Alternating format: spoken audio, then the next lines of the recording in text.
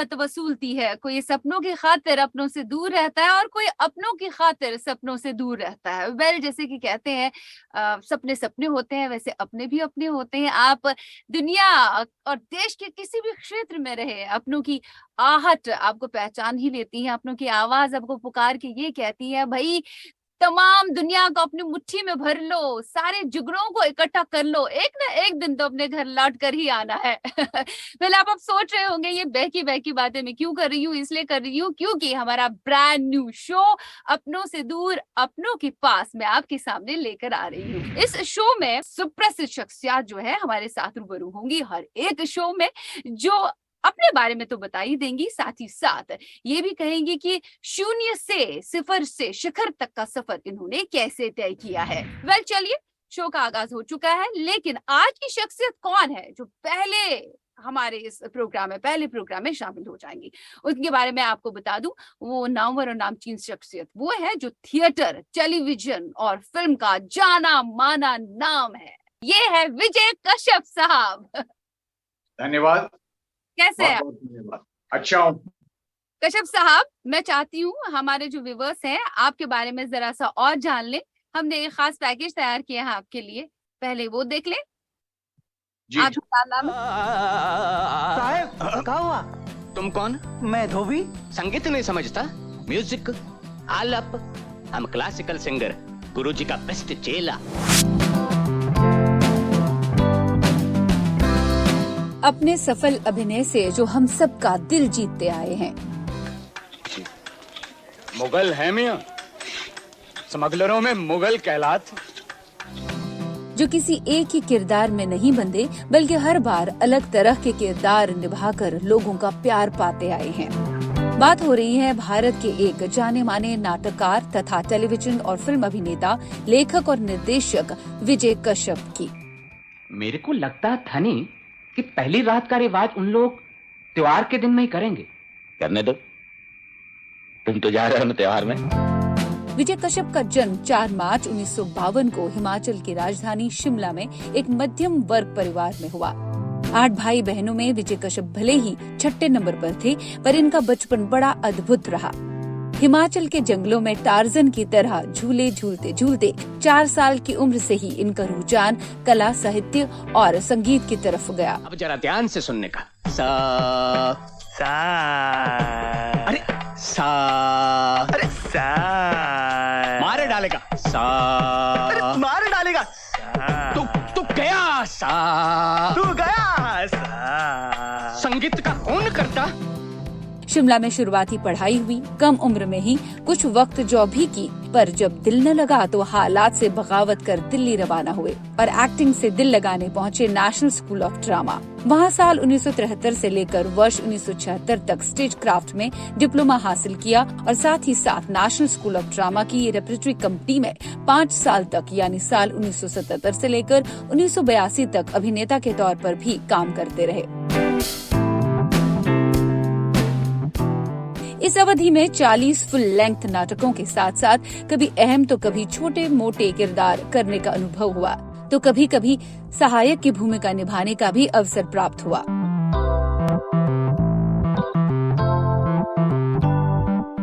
कभी भारत के रंगमंच के दिग्गज और सुप्रसिद्ध निर्देशकों ने इन्हें डायरेक्ट किया, तो कभी विदेशी निर्देशकों के साथ काम करने का अनुभव हुआ और यही अनुभव विजय कश्यप को बेहतर से बेहतरीन अदाकारी की श्रेणी में ले आया। इन डायरेक्टर्स में मिस्टर इब्राहिम अल गाजी, अमाल अलाना, बलवंत गार्गी जैसे नाम भी शामिल हैं। हिंदी थिएटर की अगर बात करें तो इनके कुछ ड्रामे जैसे अंधायुग, बेगम का तकिया, तुगलक, पीर गनी और जायज नाजायज हिंदी रंगमंच की दुनिया के कुछ नायाब नाटकों में शामिल होते हैं। टेलीविजन में विजय कश्यप के योगदान की बात करें तो अपने अभिनय की बारीकियों से इन्होंने ये जो है जिंदगी, तमस, भारत एक खोज, तेनाली रामा, मुल्ला नसरुद्दीन, जनून, द्रौपदी, मालिनी अय्यर, जब लव हुआ, कसम तेरे प्यार की, झांसी की रानी और ये है चाहते जैसे लोकप्रिय सीरियल्स में दर्शकों के जहन में गहरी छाप छोड़ दी है। अयो राजा बेटा। या गुरी। राजा बेटा, आज शाम को तुम क्या करता? बिल्कुल फ्री हूँ गुरी। तो आज शाम को 5 बजे इधर घर पे आना। क्यों गुरी? राजा, वो पूजा का शादी के बारे में बात करने का। फिल्मों की बात करें तो विजय कश्यप ने फिल्मों में भी अपने अभिनय से हर एक का दिल जीता। चाहे रोल कोई भी हो, इनके किरदार की और इनकी अदाकारी को हमेशा प्रशंसा ही मिली। तुम एक मिनट के लिए भी नहीं सोचा कि तुम्हारा अप्पा का इज्जत मिट्टी में मिल जाएगा। फिर चाहे वो निर्देशक अशोक आहूजा की आधारशिला हो या गोविंद निहलानी की अर्धसत्य या दृष्टि, सुब्रतो बोस की अपना जहां हो या सर रिचर्ड एटनबर्ग्स की गांधी, आर्ट फिल्में हो या कमर्शियल फिल्में, अपने दमदार अभिनय से विजय कश्यप ने कभी किसी फिल्म मेकर को ना ही समीक्षकों को और ना ही प्रशंसकों को नाराज किया है। इनकी कुछ और प्रसिद्ध फिल्मों में निर्देशक टी.एस. रंगा की गिद्ध, ड्राइवर साहब, पानी मिला क्या? वहाँ पानी है ही नहीं तो मिलेगा कहाँ से? हट जाओ। महेश भट्ट की सारांश, रमेश शर्मा की न्यू दिल्ली टाइम्स, आप दिल्ली में कैसे? आप ऐसे में ले आए रहे। तीनों आनंद की जीना तेरी गली में, अरुण कौल की दीक्षा, ये धर्म युद्ध है। इसमें जो हमारे साथ है वो मित्र, अन्यथा शत्रु। के विक्रम सिंह की तर्पण, बर्नार्डो बर्टोलोची की द लिटिल बुद्धा, कुंदन शाह की हम तो मोहब्बत करेगा, राजकुमार संतोषी की बरसात, बी तरुण कुमार की नई पड़ोसन, रेमो डिसूजा की फालतू का भी नाम आता है, जिनमें विजय कश्यप के काम की बेहद सराहना हुई। अरे मैं प्रिंसिपल हूँ भाई।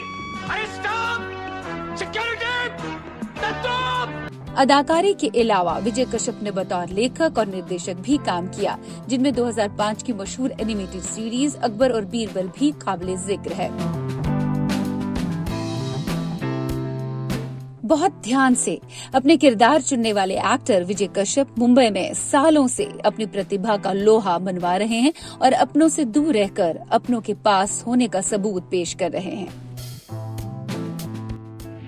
अब तो आपको पता ही चल गया होगा ये सुप्रसिद्ध शख्सियत विजय कश्यप साहब कितने काबिले तरीन इंसान है। कश्यप साहब, अगर हम हिमाचल की ही बात करें जहां से आपने अपना सफर शुरू किया, छूट तो गया है लेकिन अभी भी आपके दिल में है, आपके साथ है। तो मैं हिमाचल का वासी हूँ, था और रहूंगा। मैं दुनिया के किसी भी कोने में चला जाऊं, हिमाचल मेरे श्वासों में, मेरी सांसों में। सही। और उसकी याद हमेशा मेरी जिंदगी में मेरे साथ। इस उम्र में भी क्या आप 100 मर्तबा 100 बार एक स्क्रिप्ट को पढ़ते हैं? पहले तो आप ये इस उम्र में नहीं चला बैग। मैं आज भी स्क्रिप्ट को 20 बार पढ़ता हूँ। मैं आज रिहर्सल से आ रहा हूँ अभी, तो अभी भी आप जब तैयारी कर रहे होते हैं तो बहुत बार उसको पढ़ना पड़ता है। कभी आप किसी और सीन से उसके बारे में कुछ पढ़ते हैं, कोई और पात्र आपके बारे में कुछ कहता है। ये सारी चीजें आपको मतलब इकट्ठी करनी होती हैं, एक खजाना बनाना होता है अपने लिए। फिर उसमें से आप अपनी तराशकारी करते हैं, फिर आप तराशना शुरू करते हैं। विजय कश्यप साहब का नाम आता है तो मेरे जहन में तो गांधी जरूर आएगा, मेरे जहन में तो ये जो है जिंदगी आ ही जाएगा, भारत एक खोज मेरे जहन में आ ही जाएगा। बहुत सारे किरदार आपने अंजाम दिए हैं, लेकिन इन सब में जिनका मैंने जिक्र किया है, आपके दिल के करीब कौन सा किरदार रहा है? सारे बच्चे ही दिल के करीब होते हैं, लेकिन एक जिक्र नहीं किया एक सीरियल का आपने, वो है मुल्ला नसरुद्दीन। हाँ जी। सही। उसकी भूमिका मतलब वो अमीर का रोल करते हुए बहुत दिक्कतें आई थी, बहुत मुश्किलें आई थी, बहुत मुश्किलात का सामना करना पड़ा था। और मुझे लगता है कि टेलीविजन में it is one of my more accomplished performances you can say. हालांकि वो 1989 में हुआ था, शूटिंग हुई थी उसकी, जिन कंडीशंस में शूट किया था या जिस तरह से वो मतलब शूट किया था, वो एक बड़ा चैलेंजिंग पार्ट था मेरे लिए। अदरवाइज जितने पार्ट्स किए हैं सब थोड़ा बहुत चैलेंज तो देते ही हैं आपको। साइकोलॉजिकल गेस्चर्स बहुत ज्यादा मायने और मतलब रखते हैं एक एक्टर के लिए। तो क्या आप एक्टर के साथ अब परछाई बनकर चलते हैं या फिर कदम से कदम मिलाकर? नहीं, मैं वैसा नहीं करता हूँ, मेरा काम करने का तरीका अलग है। कुछ एक्टर्स जब ऐसा करते हैं मेथड एक्टिंग और ये वो, तो उनका होमवर्क नजर आ जाता है कि ये जेस्चर किया है या ये किया है, वो नहीं दिखना चाहिए, चाहे वो मेथड एक्टिंग हो या किसी भी तरह की एक्टिंग। मेरा जो अभिनय का तरीका मेरा स्वाभाविक, लेकिन उस स्वाभाविकता को लाने के लिए आपको बहुत सारा जहनी काम करना पड़ता है कि ये जो किरदार मैं निभा रहा हूँ ये कैसे बोलेगा, इसके हाव भाव कैसे होंगे, इसके हाथ कैसे चलेंगे, ये मतलब किस टेम्परामेंट का है। तो साइकोलॉजिकल जेस्चर की आपने बात कही, हमारे हिंदुस्तान में तो ये टर्म बहुत कम अभिनेता जानते हैं। हाँ हाँ तो ये सारी चीजों को जब आप ध्यान में रखते हैं, that is the part of a training in fact. लेकिन मैंने वो सब देख कर सीखा। अपने जो सीनियर एक्टर्स थे, मेरे सीनियर स्टूडेंट्स थे, मेरे कलीग्स थे, उन सबको देखकर सीखा कि ये जो गलतियां कर रहे हैं वो मुझे नहीं करनी। वो देखते देखते फिर ये भी सोचा कि जो चीज आप करना चाहते हैं उसके बारे में इतना सोच लो, उसको इतना आत्मसात कर लो कि फिर आपको अपने साये के साथ चलने की जरूरत ना पड़े। वाह। और ये एक पाकिस्तानी शायर हैं, इनका हिबा ने एक बार शेर कहा था कि अंधेरी रात है, साया तो हो नहीं सकता, हाँ फिर ये कौन है जो मेरे साथ साथ चलता है। हाँ तो अभिनय में किसी को साथ मत चलने दीजिए, एकला चलो एकला चलो एकला चलो। अरे मुझे तो ऐसा लगता है कि परमात्मा को आपने अपने ही अंदर पाया है हमेशा, इसी वजह से आपके चेहरे में ये चमक अभी भी है। वो परमात्मा की ही है। वो आप अगर अंदर झांकते हैं तो वो परमात्मा ही कुछ झलक देता है। ये भी मैं मेंशन करना चाहती हूँ कि हिस्ट्री के साथ भी आपका खूब सारा लगाव था, इसी वजह से आपको इस तरह के हिस्टोरिकल कैरेक्टर्स करने को भी मिले। हाँ, मुझे लगता है मैं शायद किसी पिछले जन्म में रजवाड़ा खानदान से रहा हूँ। क्योंकि जब मैं बैठता हूँ हाथ ऐसे करके बैठता जैसे सिंहासन पे बैठे। और मेरा निक नेम भी थिएटर में महाराज है। अरे वाह, क्या बात है। देखिए, दिल की बात हमने जान ली आपकी। थिएटर के लोग ज्यादातर जो मेरे कंटेम्परेरीज हैं वो मुझे महाराज के नाम से जानते हैं। उसकी वजह भी है कि एक नाटक हमने किया था सैया भाई कोतवाल। हाँ जी। तो वो कुछ उसमें समस्याएं आई, कुछ आया, तो मैंने मनोहर भाई से कहा एक दिन, मेरे मित्र मेरे बैचमेट थे एसपी जुसालकर, हम लोग रेपर्टरी में साथ में थे। नहीं, मजा नहीं आ रहा प्ले में यार, तुम जो हिमाचली जोक सुनाते हो हिमाचली एक्सेंट में, वैसा कुछ पढ़ो इसको। तो मैंने वैसा एक हिमाचली एक्सेंट में उस प्ले को पढ़ना शुरू किया। तो इसे stop it, let's go to Manohar Singh ji. Manohar भाई, रात को हम मनोहर भाई के यहाँ पहुंचे 9:30 पौने 10 बजे, और मनोहर भाई से कहा, मनोहर भाई अगर ऐसे करें इसको। He thought for a second and he said, yes, मजा आता है। हाँ। और हमने अगले दिन से वो रिहर्सल उस तरह से शुरू कर दी। तो उसमें हिमाचली एक्सेंट था, और हिमाचल में बहुत लोग बात होते हैं, और महाराज कहाँ चल दिए, हाँ। और महाराज सब ठीक ठाक है घर में, अरे महाराज कल जा रहा था। वो सारा एक्सेंट जब लेके आए तो नाटक को हिट हो गया था। एक मेन कारण था हाँ। नाटक के हिट होने का। आर्ट इफेक्ट जो नया शुरू किया है, और कभी कभी वो वाइन घर पे बनाने का भी एक नया शौक आपने पाला है। तो मुझे तो ये लगता है कि ये सारे शौक ना बचपन में शायद आपके रहे होंगे, जो कहीं ना कहीं साथ साथ चलते चलते यहाँ तक पहुंचाए हैं। तो बहुत सारे फील्ड्स की जानकारी आपको है। कई चीजें ऐसी जो जुड़ी हुई। अब आपने कहा लकड़ी पे काम करने का शौक, बचपन में हम देखते थे, इतना खूबसूरत जंगल हमारे घर के नीचे था, अब भी है। वहां देवदार के वृक्ष, ये पेड़ काटे जाते थे, ठेके के ठेके, मतलब लोग लेते थे कॉन्ट्रैक्टर्स, और जंगल का जंगल कटता था। फिर उसको कैसे उसकी खाल निकालते थे। तो हम लोग खेलते खेलते जंगल में हम काफी खेलें खेलते थे। तो खेलते खेलते उस ताजी कटी हुई लकड़ी की जो एक खुशबू होती है, या एक जो उसका फ्रेग्रेंस होती है, वो बहुत आया करती। और उन्हीं चीजों से हम लोग कई बार उनको काट के लाके उसको पेंट भी करते थे, या कुछ डेकोरेशन पीस बना दिया, कर दिया। पैंडेमिक में ये हुआ कि मुझे कुछ करने को तो ज्यादा कितना पड़ेगा। तो तब मुझे ये, और यहाँ बड़ी हवा वगैरह चली थी, तूफान आंधी आई थी, तो उसमें बहुत पेड़ गिरे भी थे। तो मैंने उन पेड़ों के टुकड़े उठाने शुरू किए और उन पे काम करना शुरू किया। तो अब तो मेरा ये कुछ पैशन सा बन गया है। और सबसे पहला जो मैंने अपना लकड़ी का एक पीस बनाया था, वो था एक पक्षी का। अच्छा, आजकल जब आप हिमाचल कभी जाते हैं, वहां पे लकड़ियां इकट्ठा करते हैं, तो पुराने दोस्त मिलते हैं, कहते हैं कि क्या नया शौक पाल के रखा है, एक्टिंग को क्या बाय बाय कह दिया है आपने? हाँ, ये बड़ा मजाक हुआ था। मेरा ग्रैंडसन है, तो उसने कहा कि नानू आपने एक्टिंग छोड़ दी, आप कारपेंटर बन रहे हैं क्या? मैंने कहा वेल यू कैन से carpenter, but it's a different kind of carpenter. आप पहले से ही कहते आए, हर एक से आपने सीखा है, अपने को एक्टर से भी आपने सीखा है, क्योंकि एक्टिंग में एक ईगो आप रख ही नहीं सकते। आपको हर बार हर एक से, छोटे बड़े सीनियर जूनियर से सीखना ही होता है। तो आपका एक स्टेटमेंट ये कहता है कि आपने स्मिता पाटिल जी से भी काफी कुछ सीखा, उनसे किस तरह की प्रेरणा मिली और किस तरह का काम करने का अनुभव आपका उनके साथ रहा? एक फिल्म थी गिद्ध जिसे टी.एस. रंगा डायरेक्ट कर रहे थे, उसमें मैं अनऑफिशियली डायलॉग्स करेक्शन कर रहा था और लिख रहा था। उस दौरान जब पहली बार मेरी स्मिता पाटिल से मुलाकात हुई तो मैंने कहा मैम, उनका इधर उधर देखने लगी, मैम, मैंने स्मिता जी आपसे, इधर उधर देखने लगी। मैं कहा मैं आपसे बात, कहती स्मिता जी कौन है, ये मैम कौन है? मेरा नाम स्मिता पाटिल है। स्मिता बोलो। मैम शट अप, कॉल मी स्मिता। तो उससे मैंने ये सीखा, उस हादसे से और उनके व्यवहार से मैंने ये सीखा कि आपको अपना अहम निकाल, हाँ, अहम निकाल देंगे, आप डाउन टू अर्थ हम्बल रहेंगे तो बहुत अच्छा है। फिर उसमें वो केवल एक अभिनेत्री नहीं थी, बहुत इंटेलिजेंट औरत थी वो।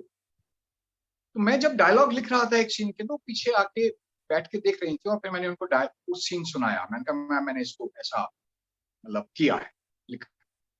तो सोचते सोचते बोली कि विजय तुम एक काम क्यों नहीं करते, सारा अच्छा है लेकिन इसको थोड़ा ट्विस्ट दे दो, ये जो इंफॉर्मेशन तुम पहले दे रहे हो इसको लास्ट में लेके आओ, लास्ट में ले रहे हो इसको बीच में लेके आओ, इसको एक मिनट का पूरा सारा घूम जाएगा सारा। She said just try, and I tried and it worked out, and I realized what she has more experience than me in cinema. Oh, I may have more experience in theater, but she knows more about cinema, and what suggestions she gave were fantastic. Shimla से यहाँ तक के सफर में क्या कुछ अच्छे और क्या कुछ बुरे अनुभव आपको मिले? ये अनुभव तो दोनों तरह के होते हैं, कभी अच्छा भी होता है कभी बुरा भी होता है, लेकिन अनुभव अनुभव। हाँ। एक बात जरूर है कि मैंने शिमला राजधानी है हिमाचल की, तो एक राजधानी से दूसरी राजधानियों और फिर तीसरी राजधानी मुंबई तक की छलांगे हैं। तो उन उसका सफर बहुत लंबा है, तो वो सारी बातें कहना मुश्किल है। हाँ, एक जरूर दिल की बात कहना चाहूंगा कि जब मैंने राष्ट्रीय नाट्य विद्यालय से ग्रेजुएशन या स्नातक हो गया था मैं, तो मैं हिमाचल में वापस जाकर हिमाचल के कल्चर के साथ काम करना चाहता। हिमाचल की फोक स्टोरीज, फोक लोर्स, उनको थिएटर में वीव करके, प्लेस में वीव करके, वहां का म्यूजिक, वहां के कॉस्ट्यूम्स, कलरफुल मतलब कॉस्ट्यूम, इंस्ट्रूमेंट्स, म्यूजिकल इंस्ट्रूमेंट्स, वहां इन सारी चीजों को कंबाइन करके कुछ करना चाहता। वो क्या बात आपको आपके पापा की अच्छी नहीं लगी थी, पिताश्री की, तो आप भाग आए, अनबन हो गई आपके पिताजी के साथ? हालांकि बहुत कम अनबन होती थी उनसे, because I was his favourite child. Okay. और मुझे काफी फेवर्स मिलती थी, पर कभी गुस्सा आ गया कि क्यों चांटा मारा, ये तो आ गया, रिएक्ट कर दिया, भाग गए, निकल गए। पर मैं बताऊं आपको कि मेरे फादर भी अपने यंग एज में, जब ये हकीकत राय या कृष्ण लीला, इन सब नाटकों में, पारसी नाटकों में वो काम किया करते थे। पर वो एक होम्योपैथिक डॉक्टर थे, बहुत नामी डॉक्टर, उनको क्लासिकल म्यूजिक का भी शौक था, सीखा भी था। तो सुबह तैयार होते हुए वो गुनगुनाया करते। हाँ। तो कई बार मैं उनके आगे पीछे, तो कहते क्या क्या हुआ विजय, तुम्हें कुछ चाहिए क्या, क्यों मेरे पीछे पीछे? मैं उनको बोलता था कि आप जो गुनगुना रहे हैं मुझे बहुत अच्छा लगता है। शायद कला का बीज वहीं से था या था। तो कोई हिमाचली सॉन्ग वो इस वक्त हमारे व्यूअर्स और हमारे लिए जरूर आप गुनगुनाएं। मैंने जो पहला स्टेज परफॉर्मेंस मेरा था 8 साल की उम्र में था। तो एक फोक सॉन्ग है हिमाचली, तो कांगड़ी भाषा में है वो। तो उस गाने में मुझे सबसे पीछे खड़ा किया गया था, ग्रुप सॉन्ग में प्रेजेंटेशन जैसे होती है स्कूल के फंक्शंस के लिए। पर परफॉर्मेंस तक आते आते मैं सबसे फ्रंट में खड़ा था। तो वो गाना बड़ा अच्छा था, जो मेरी भाषा का है, जो हमारे रीजन की भाषा है। कि सालिए चीचा चला नौकरी कुछ मंगना था मंदिल, जीजा जी इकलानो लाल चूड़ा इकलानो बिंदला। तो इस तरह से वो गाना था, मतलब साली और जीजा में संवाद हो रहा है गाने में। तो ये मैंने पहली बार जो मतलब जिसमें स्टेज परफॉर्मेंस हुई थी, वहीं से मुझे लगा था कि कला की तरफ मेरा रुझान। कभी स्टेज परफॉर्म करते वक्त, स्टेज प्ले करते वक्त आप कोई डायलॉग भूले हैं, फिर समझ नहीं आया क्या करेंगे, और कुछ ना कुछ इम्प्रोवाइजेशन करके आपने बात को संभाला? खुशकिस्मती से मेरी याददाश्त बहुत अच्छी है अरे वाह! और इस उम्र में भी अच्छी है। उम्र को भी मैं कभी नहीं भूला, लेकिन कई बार सामने के एक्टर भूल जाता है। आपका कोई कलीग, कोई सहकर्मी वो भूल जाता है। अब आप कैसे उसको लाएं वहां, हाँ। तो आपको फिर इम्प्रोवाइज करना पड़ता है। उस स्थिति में रहते हुए, संदर्भ को साथ रखते हुए आप कुछ ऐसा इम्प्रोवाइज करना होता है कि सामने वाले को पता लग जाए मैं भूल गया हूँ। तो हमारे एक एक्टर थे, नाम लीजिए नाम, कोई बात नहीं। आप हाँ, नाम वीरेंद्र राजदान। तो सुबह तैयार होते हुए वो गुनगुनाया करते। हाँ, तो कई बार मैं उनके आगे पीछे, तो कहते क्या क्या हुआ विजय, तुम्हें कुछ चाहिए क्या, क्यों मेरे पीछे पीछे। मैं उनको बोलता था कि आप जो गुनगुना रहे हैं मुझे बहुत अच्छा लगता है। शायद कला का बीज वहीं से था, या क्या आप कैरेक्टर में इस कदर खो जाते हैं और उस कैरेक्टर को आप जीने लगते हैं? क्या आपको लगता है कि एक कैरेक्टर में खोना, उसमें जीना, उसी का जैसा हो जाना ही आपको एक पुख्ता एक्टर या अदाकार बनाता है और आप अभिनय के साथ इंसाफ कर पाते हैं? ये पुख्तगी बहुत जरूरी है जिंदगी में। और मैं जितना पढ़ता हूँ, वैसे भी देखिए बाहर हम लोग यहाँ नहीं करते हैं, बहुत से कारण है, बहुत से वजूहात हैं उसकी। बाहर लोग जब फिल्मों और टेलीविजन वगैरह की असाइनमेंट्स लेते हैं, कई बार एक एक साल के लिए वो फार्म हाउस यहाँ वहां कहीं चले जाते हैं और स्क्रिप्ट के साथ जाते हैं और पूरा एक 6-8-10 महीने वो काम करते हैं। उसके बाद कहते हैं I am ready to do this character. हमारे संदर्भ में वैसा संभव नहीं है। लेकिन जो आप कर रहे हैं उसको आप जितना ज्यादा दोहराएंगे तो जाके कहीं जिंदगी से सामना होता है। करेक्ट। आपका पर्सनल फेवरेट डायलॉग किस कैरेक्टर का रहा है, उसका अनुभव हमें भी कराएं। बेगम का तकिया जिसका जिक्र किया आपने, उसमें मैं खुदाई करता हूँ और मैंने वहां पत्थर रख लिया था और असली खुदाल से खुदाई करता था, तो उसमें चिंगारियां निकलती थी। तो जब चिंगारियां निकलती तो ऑडियंस पीछे हो जाती थी। तो उसमें मेरा एक डायलॉग था जो मजाहिया ही था, जज्बाती नहीं था। तो मैं था, आज तो मर ही जाऊंगा खुद पे। देखिए, आपकी एक्टिंग की जितनी भी सराहना की जाए कम है, और आपने वाकई में हिमाचल लोगों का नाम फख्र से ऊंचा किया है। अपनों से दूर रहकर भी आप अपनों के पास है विजय साहब। थैंक यू, बहुत बहुत शुक्रिया विजय साहब हमसे बात करने के लिए। Thanks a lot. शुक्रिया।